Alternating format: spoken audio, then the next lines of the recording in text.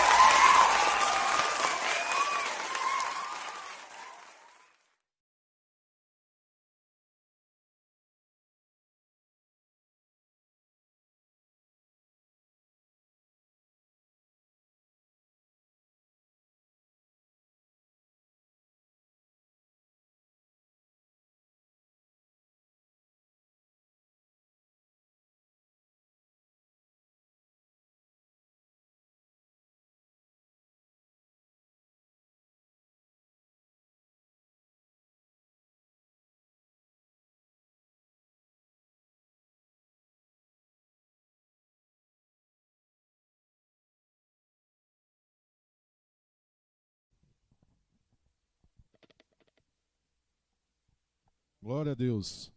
Graça e paz, bom dia a todos que estão aqui presentes, bom dia a você que está em casa. Nós vamos começar hoje mais um culto abençoado, para a glória em nome do Senhor Jesus. Nós vamos abrir aqui a Bíblia em 1 Coríntios, capítulo 6, verso 19 e 20, que diz o seguinte: ou vocês não sabem que o seu corpo é templo do Espírito Santo, que está em vocês e lhe foi dado por Deus? Vocês já não pertencem a si mesmos. Alguém pagou alto preço pelo resgate de vocês. Portanto, glorifiquem a Deus no corpo de vocês. Amém? Ou vocês não sabem que o seu corpo pertence a Deus? Nós estamos aí voltando a mais ou menos à normalidade. Nós somos gratos a Deus por isso. Você que ainda tem suas restrições aí pela saúde, pela idade, fique em casa. Mas você que não tem restrição nenhuma, que está em casa, vá para a igreja. Glorificar a Deus, porque o seu corpo não pertence a você, pertence a Deus. Então nós temos que glorificar o nome de Deus todo momento. Você não é dono de si. Isso é o que eu tenho para dizer hoje para você. O seu corpo não é seu. E o Senhor pagou um alto preço, um preço muito grande pelo seu corpo. E você vai ter que ser glorificado. E como é que você vai se glorificar? Você que pode, venha para a igreja, venha congregar. Você que não pode, continue se resguardando. Mas vai vir a vitória. Até o final desse ano nós vamos estar normalmente todo mundo aqui reunidos, todos juntos, glorificando e engrandecendo o nome do Senhor. Mas você que está aí com saúde, que não tem nenhuma restrição, não se acomode dentro de casa não, meu irmão. Já chega, já está bom. Saia da sua residência, venha glorificar o nome do Senhor, venha glorificar a Deus, porque o seu corpo pertence a Deus. A sua vida pertence a Deus. Então nada mais justo e mais óbvio do que glorificar e engrandecer o nome daquele que comanda a nossa vida. Nada vai acontecer com você. Pode ter certeza disso. Que você vai estar glorificando o nome do Senhor. Sobre a mão poderosa dele está todo o controle da nossa vida. Nada vai acontecer com você a não ser que ele permita. Então, em nome de Jesus, nós aqui glorificamos a vida de Deus na nossa vida. Porque ele está dentro de nós. Nesta mesma palavra diz que quando você se une a uma pessoa, você se torna uma só carne, um só espírito. E nesta mesma palavra diz que você se unindo a Deus, você se torna um só. Você se torna uma pessoa só. Que coisa maravilhosa é se unir a Deus, né? Neste momento de pandemia, neste momento de tristeza, muitas pessoas estão passando por tristezas, mas nós estamos aqui passando por alegrias porque nós estamos juntos com Deus, nós estamos unidos com Ele. E sendo juntos com Deus, nós alcançaremos a vitória. O grande sábio pastor dizia: o céu me espera e é para lá que eu vou. Então o céu nos espera, irmão, e é para lá que nós vamos. Mas venha para a igreja, venha congregar com os irmãos. Neste momento nós vamos agora louvar e engrandecer o nome do Senhor nos cânticos, né? E nós gostaríamos que você, na sua casa, também louvasse, engrandecesse o nome do Senhor aí neste momento. Porque só o Senhor é digno de honra e louvor e glória para sempre. Amém? Vamos deixar com a equipe de louvor. Glória a Deus.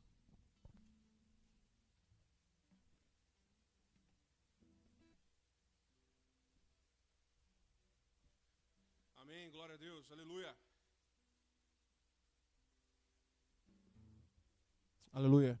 Vamos louvar o nome do Senhor, engrandecê-lo, dizer como é bom estar na presença do Senhor. Aproveita esse momento aí para louvar o nome do Senhor, engrandecê-lo. Aproveita esse momento também agora que nós vamos louvar o nome do Senhor e sai dessa mesmice e comece a de fato entoar cânticos ao Senhor. Aleluia, glória a Deus.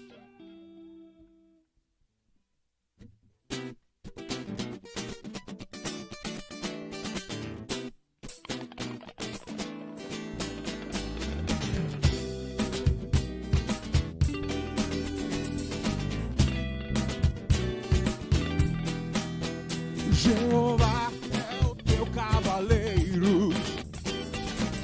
cavalga para vencer. Todos os teus inimigos cairão diante de ti. Cairão diante de ti. Jeová, Jeová é o teu cavaleiro e cavalga para vencer. Todos os teus inimigos cairão diante de ti. Cairão, cairão diante de ti. Sobre sua vida, sobre tua vida, ó meu, não vale encantamento. Sobre tua vida, ó meu irmão, está a bênção do Senhor. A força dos teus opressores nunca te alcançará. Existe uma nuvem de glória, existe uma chama que arde no teu arraial. Ouve-se vivas e júbilo. No teu arraial, ouve-se vivas e júbilo. Diga, Jeová é o teu cavaleiro e cavalga para vencer. Todos os teus inimigos cairão diante de ti. Cairão, cairão diante de ti. Sobre sua vida, sobre tua vida, ó meu, não vale encantamento. Sobre tua vida, ó meu, está a bênção do Senhor. A força dos teus opressores nunca te alcançará.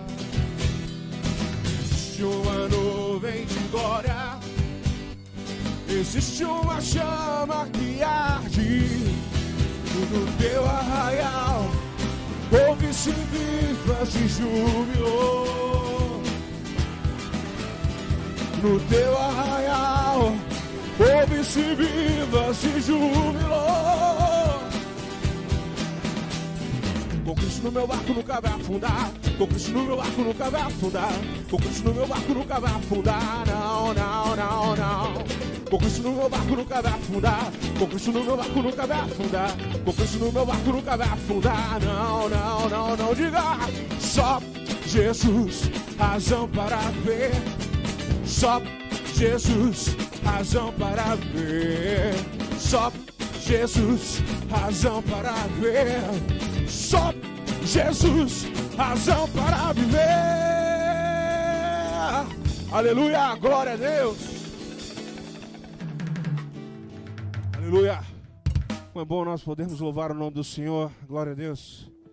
Você possa abrir o seu coração nesse momento. Amém. Aleluia.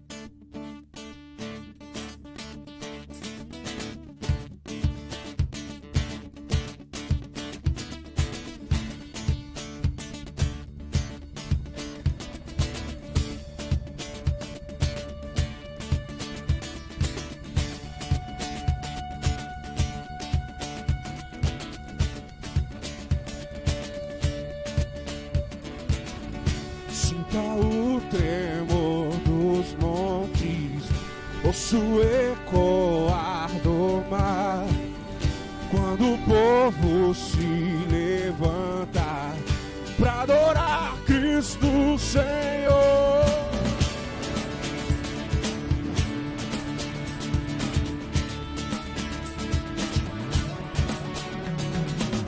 Sinta o tremor dos povos, ouça as vozes a louvar, as nações em um só coro, toda a terra restaurar.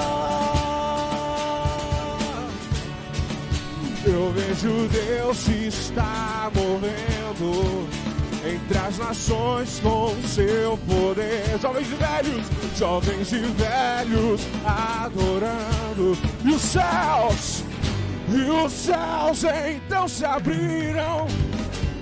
E os céus então se abriram para Jesus Cristo, o Rei que vem.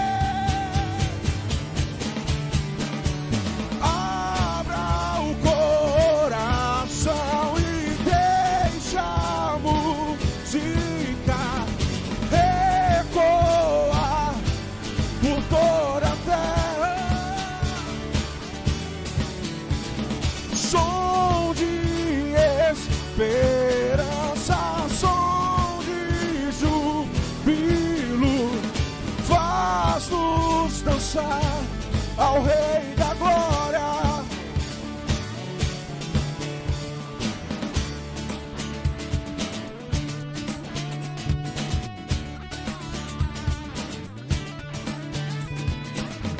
Sinta o tremor das trevas, ouça as vozes a cantar, as nações em um só coro, toda a terra restaurar. Eu vejo Deus se está movendo entre as nações, jovens e velhos adorando. E os céus então se abriram. E os céus então se abriram. Declare. E os céus então se abriram. E os céus então se abriram para Jesus Cristo, o Rei que vem. Abra o coração e deixa a música ecoar por toda a terra. Som de esperança, som de júbilo, faz-nos dançar ao Rei da Glória. Então abra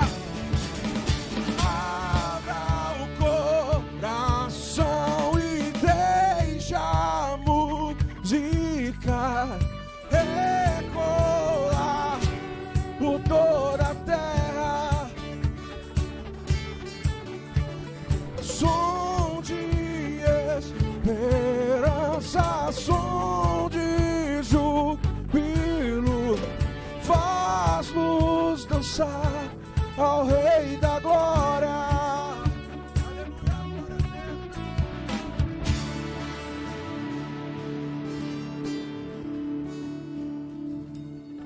Aleluia. Glória a Deus. Aleluia. Que Ele sempre possa ser adorado e exaltado, engrandecido diante de nós. Aleluia. Glória a Deus.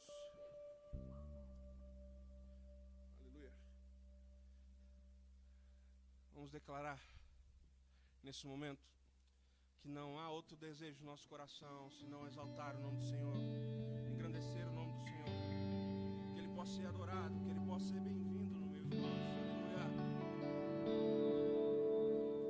Como dizia o apóstolo Paulo, Cristo em vós, a esperança da glória.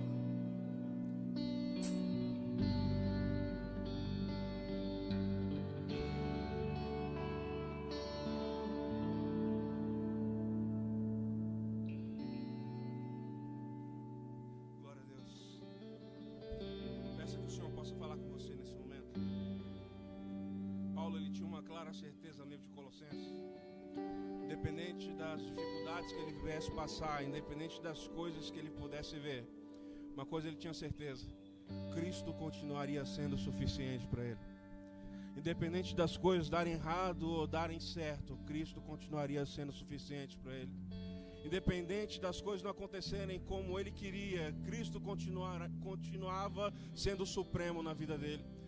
A supremacia de Cristo não era retirada, porque ele cria que Deus ainda estava no controle, e ele cria que Deus está no controle, e que nós possamos nesse momento confiar nesse Senhor, sabendo que Ele está no controle. Ele está no controle de todas essas coisas. Ele não perdeu o controle de suas mãos.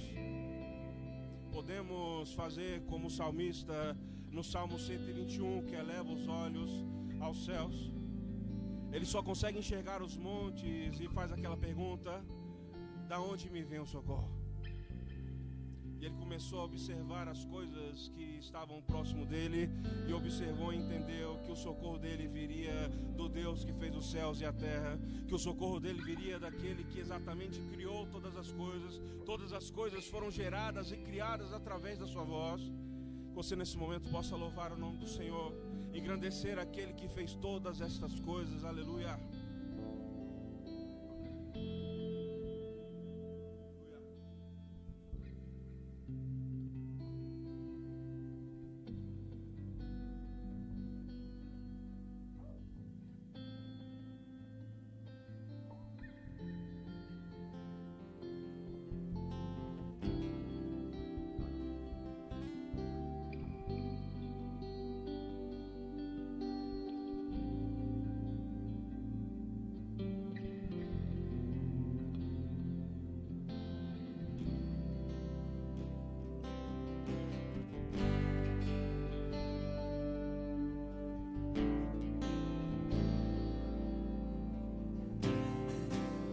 O universo chora,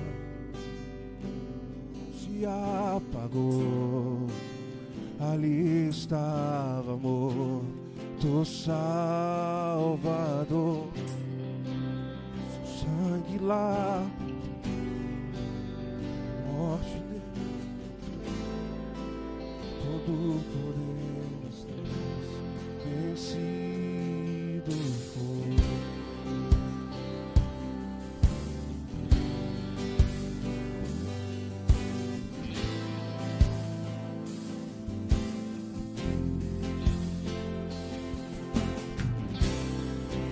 Deus Pai o abandonou, cessou seu respirar.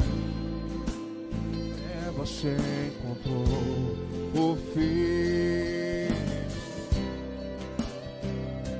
Começou, a morte enfrentou, todo o poder das trevas vencido foi.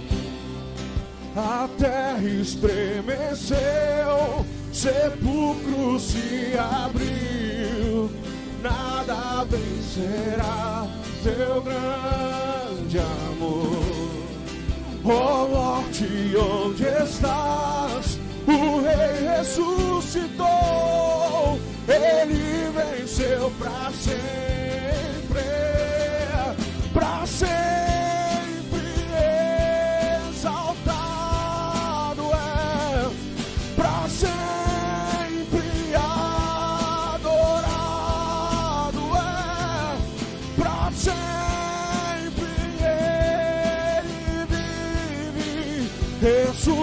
Ressuscitou, ressuscitou.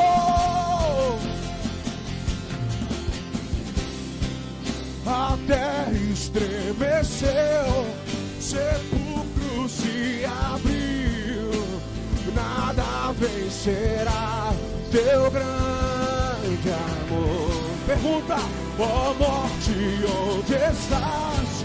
O Rei ressuscitou, Ele venceu pra sempre, pra sempre exaltado é, pra sempre adorado é, pra sempre Ele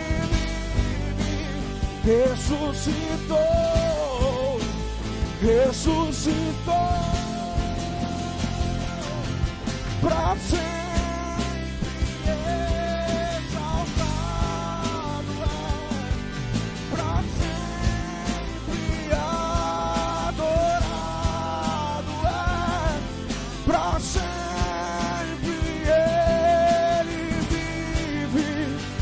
ressuscitou, ressuscitou.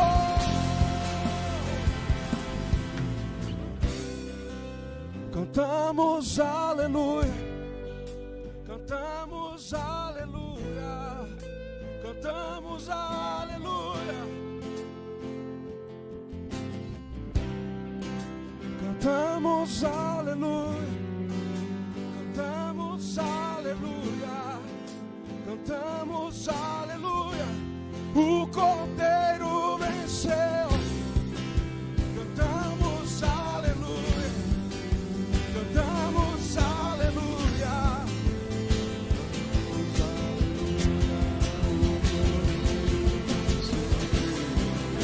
Cantamos aleluia, cantamos aleluia, cantamos aleluia.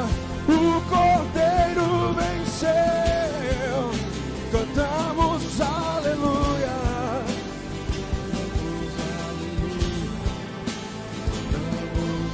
Declare para sempre, para sempre exaltado é, para sempre adorado é, para sempre ele vive, ressuscitou, ressuscitou. Para sempre exaltado é, para sempre adorado é, para sempre ele vive, ressuscitou. Voltei, cara. Glória a Deus, aleluia. Graça e a paz. Convido os amados irmãos a estar de pé nesse momento. Convido vocês também a abrir as vossas Bíblias lá no livro de Mateus, no Evangelho de Mateus, capítulo 5. Nós vamos ler apenas o versículo 8. Mateus 5, 8. Eu tenho certeza que Deus falará ao teu coração nesse momento. Hoje nós vamos falar sobre a felicidade dos puros de coração. A felicidade daqueles que puderam romper um pouco desse trajeto aí. A felicidade dos puros de coração. A Bíblia diz o seguinte: bem-aventurados os puros de coração, porque verão a Deus. Ou felizes são os puros de coração, porque verão a Deus. Ou felizes os limpos de coração, porque verão a Deus. E o que me chama a atenção quando nós vamos falar sobre limpeza de coração, querendo ou não, nós vamos entender as palavras de Martin Lloyd Jones quando ele dizia o seguinte, que o alvo final da vida é o seguinte: o alvo final da vida de qualquer ser humano é ver a Deus. O alvo final de qualquer ser humano, seja empreendimento, seja propósito, seja religião, seja o que for, é ver a Deus.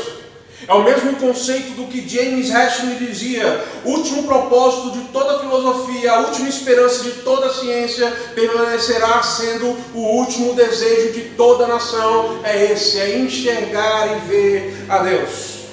É como John MacArthur se pronunciava quando falava sobre o caminho da felicidade. Ele escrevia aos seus irmãos, lembrando para eles o seguinte: os puros de coração não são aqueles que observam a beleza no exterior, não são aqueles que participam das cerimônias, não são aqueles que possuem a religião da realização humana. O puro de coração não é aquele que simplesmente se acha um sucesso. O puro de coração não é aquele que tem um exterior belo. O puro de coração não é aquele que tem uma roupa bela. O puro de coração não é aquele que pode ter a melhor vestimenta, não é aquele que tem o melhor emprego, não é aquele que tem o melhor trabalho. O puro de coração não está relacionado a essas coisas.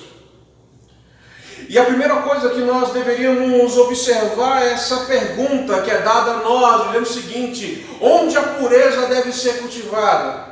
Aonde essa pureza do nosso coração ela pode ser cultivada? O que chama atenção é que quando nós vamos falar sobre o sentido bíblico, ela fala sobre o centro da personalidade. Esse coração aqui ele está incluindo mente, está incluindo emoção, está incluindo vontade. Está falando sobre o homem na sua totalidade. É aquilo que o sapiencial diz lá no livro de Provérbios, capítulo 4, verso 23, dizendo o seguinte: acima de tudo, guarde o seu coração, pois é dele que depende toda a sua vida. Somente dele vai depender o seu coração. É lembrando das palavras do próprio Jesus, dizendo o seguinte: aonde está o teu tesouro, ali estará o teu coração. Aonde de fato está o nosso coração, aonde estão as nossas emoções, aonde está a nossa vontade, aonde está cultivada a nossa personalidade. O texto aqui vai deixar bem claro para nós sobre essa personalidade. Essa personalidade que não é simplesmente o centro de qualquer coisa. Hoje nós vivemos nesse comum onde nós achamos que estamos corretos, independente das circunstâncias. Quando nós falamos sobre pureza, nós estamos falando aqui, quando nós falamos sobre o coração, nós estamos falando aqui sobre o homem como total. Como é que está o seu coração? Aonde está firmado o teu coração? Aonde estão os teus olhos de fato? Aonde a sua mente está ali colocada? Irmãos, vivemos dias onde nós já estamos cauterizados com muitas coisas. Cauterizados ao ponto de falar que a nossa felicidade, ela só pode estar firmada de acordo com coisas que nós possamos ter, com coisas que nós possamos vestir, com algo que nós possamos demonstrar que somos. E aqui, quando fala sobre pureza de coração, está falando sobre aqueles que não têm como demonstrar aquilo que não é. Não está falando sobre algo exterior. Não está falando sobre algo pelo qual eu e você podemos colocar uma capa e ficar vestido nela para sempre. Até porque o que chama atenção é que quando nós vamos ler a Bíblia mesmo deixa bem claro para nós que enganoso é o coração. Ou melhor dizendo, o coração é a fonte, irmãos, de todas as nossas dificuldades. Até porque, segundo Mateus capítulo 15, verso 19, vai dizer para nós que do coração que saem os maus pensamentos, é do nosso coração que sai esse desejo de muitas vezes de matar uns aos outros, de adultério, de imoralidade sexual, é do coração que vem essa vontade de roubar, é do coração que vem, irmãos, essa vontade de fazer falso testemunho, é do coração que vem essa vontade de muitas vezes caluniar contra o irmão, caluniar contra o outro. Sabe por quê, irmãos? Porque nós vivemos em dias que nós esquecemos que, na verdade, o pecado está à nossa espreita. O pecado está próximo de nós. O pecado está aqui presente já. E para nós falarmos disso, é só nós lembrarmos de Adão e Eva. Deixa eu falar uma coisa para você. Adão e Eva viviam no paraíso, entretanto Adão pecou. Adão vivia no melhor lugar que ele poderia estar. Adão poderia estar vivendo o sonho de consumo de qualquer outro. Entretanto, Adão peca contra Deus. Adão pecou no paraíso. É aquilo que os filósofos por muitas vezes contam para nós, dizendo o seguinte: que nós estamos equivocados quando nós afirmamos que o mal está dentro do homem. Quando nós pegamos Locke, quando nós pegamos Comte, quando nós pegamos Rousseau, todos eles falam o seguinte: não, o mal está fora do homem. O mal está na natureza. O mal está nas coisas que nós podemos enxergar acerca da natureza, acerca do mundo. O mal está nisso. Mas eu gostaria de falar uma coisa para vocês. Existem muitas pessoas que têm tratado o pecado como se fosse ali Joquebede tratando seu filho. Ou melhor dizendo, muitas pessoas tratam o pecado como Joquebede. Tratam o pecado como assim, eles pegam o seu filho e colocam dentro de um cesto betumado. Ou melhor dizendo, pega ali o pecado, põe dentro de um cesto e sabe de onde aquele cesto vai ser jogado. E o que faz? Que ele faz ali, tira todas as brechas para não entrar e ninguém ficar sabendo acerca do que está dentro daquele cesto. Pessoas que não deixam de enxergar um momento o seu pecado, assim como ficou ali a filha de Joquebede todo momento olhando para Moisés. Eu digo uma coisa: muitos não conseguem parar de enxergar os seus pecados, muitos não conseguem parar de querer e de buscar cometer o ato do pecado. Muitos ficam tão de olho no seu pecado, que quando tem ali a oportunidade de estar próximo, ele está a ponto de buscar avidamente o seu pecado, para poder alimentar o seu desejo, alimentar muitas vezes isso que o coração nos corresponde a fazer. É como Provérbios diz para nós: quem esconde os seus pecados não prospera, mas quem confessa e deixa, alcança misericórdia. Aquele que confessa o seu pecado, aquele que abandona o seu pecado, ele encontra misericórdia em Deus. Mas o pior de tudo isso, irmãos, é nós observarmos o seguinte: são pessoas que simplesmente não conseguem mais enxergar os atos do pecado, não conseguem mais enxergar os erros que cometem, ao ponto de ser presunçoso como muitos fariseus, ao ponto de ser presunçoso como era aquele fariseu ali em Lucas capítulo 18, aonde ficava ridicularizando o publicano, dizendo: Deus, eu te agradeço por não ser igual a esse homem.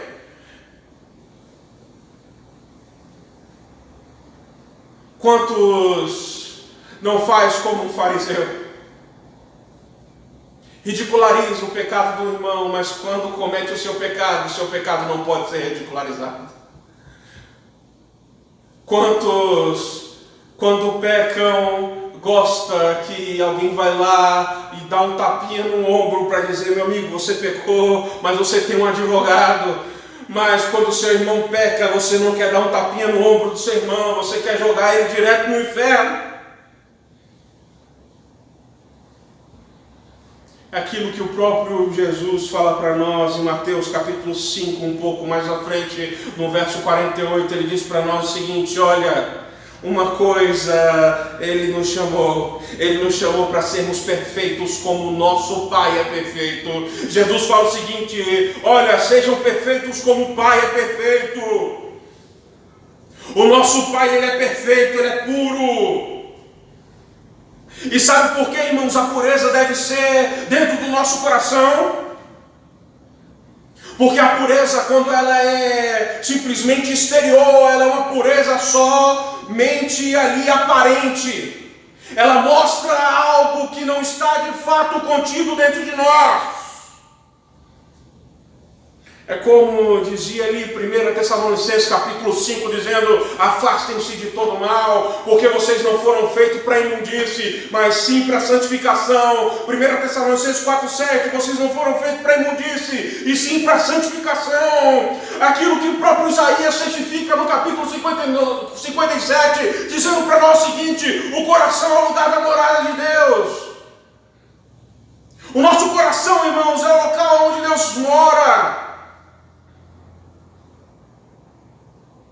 Ninguém gosta, irmãos, de conviver numa moradia corrompida. Ninguém gosta, irmãos, de estar numa moradia corrompida. É como dizia ali Isaías 57,15: pois assim diz o alto e sublime, que vive para sempre, cujo nome é santo. Habito no lugar alto e santo, mas habito também com contrito e humilde de espírito. Eu habito lá nos céus, mas também habito com aquele que é humilde, para dar novo ânimo ao espírito do humilde, novo alento ao coração do contrito. Essa é a mensagem que Deus destina a nós. Isso é que Deus procura de nós, pureza de coração.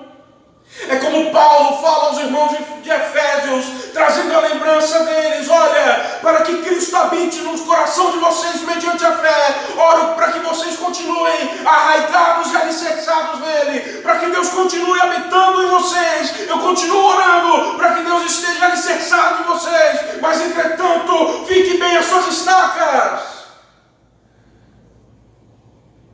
E a mensagem é para nós lembrarmos o que significa pureza de coração.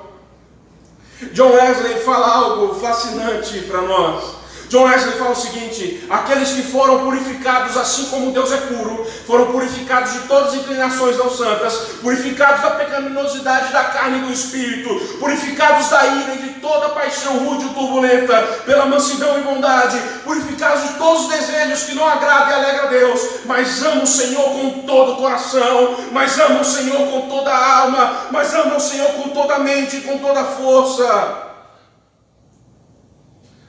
Pureza de coração é aquele que já entendeu que o mundo não tem mais nada de fato para trazer para nós. Isso, irmãos, é bem claro quando nós vamos ler na Bíblia, até porque a Bíblia traciona para nós 5 tipos de pureza de coração. A primeira dela é a pureza original, e essa pureza original, irmãos, nós só conseguimos observar em Deus. Não conseguimos observar em nenhum outro. Porque essa pureza só existe em Deus. Aquele que é totalmente puro, aquele que é totalmente santo e aquele que é totalmente luz. O que me chama a atenção é que quando nós vamos falar sobre pureza, a primeira coisa que nós lembramos é sobre luz. Quando nós vamos falar sobre pureza, nós lembramos de luz. Porque luz, irmãos, querendo ou não, traz consigo esse sentimento de puro. É aquilo que o salmista diz: o Senhor é a minha luz, a minha salvação, de quem terei medo? Independente de onde eu esteja, independente do local onde eu esteja ali enclausulado, eu não preciso temer, porque o Senhor continua sendo lâmpada para os meus pés. O segundo ponto da natureza, da pureza, é a pureza criada. São aqueles que foram puros antes da queda. Nós estamos falando aqui sobre criação de homens e criação de anjos que infelizmente caíram e perderam sua pureza original. Homens que poderiam viver puros, homens que poderiam viver sem pecado, anjos que conheciam a pureza do Senhor, anjos que poderiam viver sem pecado. Mas como já digo, o pecado está à espreita. O terceiro ponto é a pureza final. Ali já é a categoria de glorificação. Nós estamos falando aqui sobre aqueles que estão completamente puros. Nós estamos aqui trazendo a lembrança daquilo que João testifica na sua primeira carta, dizendo que nós seremos semelhantes a Ele, pois o veremos como Ele é. O próprio João vai dizendo para nós aqui, essa pureza final é a categoria quando nós sermos glorificados junto com Ele. É aquilo que Paulo fala: aquele que foi chamado também foi limpo, mas aquele que foi limpo foi justificado, mas depois de ser justificado será glorificado com Cristo. O quarto ponto é a pureza posicional, pureza que temos agora. É uma pureza pelo qual eu gostaria que você compreendesse que nós só podemos viver lá através da graça. É a pureza da onde uma dívida é paga. É a pureza pelo qual não é segundo os meus méritos, não é segundo as minhas obras. É uma pureza que não é formulada de acordo com como eu vivo, no que eu posso fazer, naquilo que eu posso doar. Não está firmada nos meus status, não está firmada nos meus bens, não está firmada na minha fama, não está firmada em nenhum tipo dessa categoria mundana. Está firmado naquilo que Cristo fez por nós na cruz. E a última pureza é a pureza prática. É a pureza que Deus vai dar a todos os santos. É a pureza máxima. É a pureza na qual Jó mesmo argumenta dizendo: quem da imundície pode tirar algo puro? Quem pode tirar da imundície alguém que não é puro? Quem pode limpar alguém que é totalmente sujo? Salmo 113 relata para nós um Deus que coloca a mão no meio do lixo, respondendo para Jó: eu posso. Deus pode nos limpar, Deus pode, irmãos, fazer aquilo que nós não temos como fazer. É como os próprios discípulos ali argumentavam: mas como nós vamos fazer isso. Jesus diz o seguinte: para o homem isso é impossível, mas para Deus não há impossíveis. É impossível para o homem, irmãos, viver uma vida santa, mas para Deus não há impossível. É como nós pegamos essa palavra pureza, quando nós estamos falando sobre limpo, sobre puro, sobre sem mescla, sobre não ser adulterado. Esse puro, irmão, está falando sobre uma roupa suja que foi lavada. Esse limpo está falando sobre um trigo que foi separado de fato do joio. Esse limpo está falando sobre um vinho que não foi adulterado com água. Esse limpo, irmão, está falando sobre aquilo que é puro. Quer dizer, sem mistura. Quer dizer, sem fusão, sem adulteração. Está dizendo para nós que foi peneirado, que não há resíduo, não há pedra. Ou melhor dizendo, aquilo que foi totalmente destituído de hipocrisia. Romanos 7, 22, 23 diz para nós o seguinte: pois no íntimo do meu ser tenho prazer na lei de Deus, mas vejo outra lei atuando nos membros do meu corpo, guerrando contra a lei da minha mente, tornando-me prisioneiro da lei do pecado que atua em os meus membros. Mas ali o autor aos Hebreus fala para nós o seguinte, sobre essa destituição de contaminação, dizendo: buscai a santificação, sem a qual ninguém, exatamente ninguém verá Deus.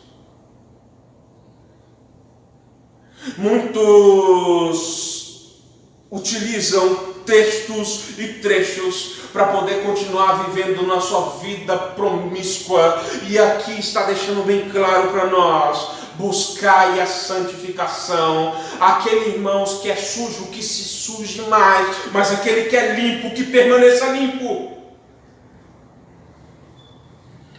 Buscai a santificação, porque sem ela, eu te digo com toda certeza, ninguém verá a Deus. Mas sabe o que chama a atenção? É que bem-aventurados são os puros de coração, mas esses puros de coração são bem-aventurados porque eles têm uma recompensa. E essa recompensa, ela é maravilhosa, meu irmão. Essa recompensa, ela é maravilhosa, meus irmãos. Sabe por que ela é maravilhosa? Porque ela fala sobre aqueles que verão a Deus. A gloriosa recompensa nossa é que nós veremos a Deus. E o que me chama a atenção é que esse verbo no grego está no futuro contínuo, ou melhor dizendo, eles verão continuamente a Deus. Todos os dias, todos os momentos, nós o enxergaremos como Ele é. Hoje nós conseguimos enxergar a Deus através da fé, mas há de chegar o dia, irmãos, em que nós o enxergaremos face a face.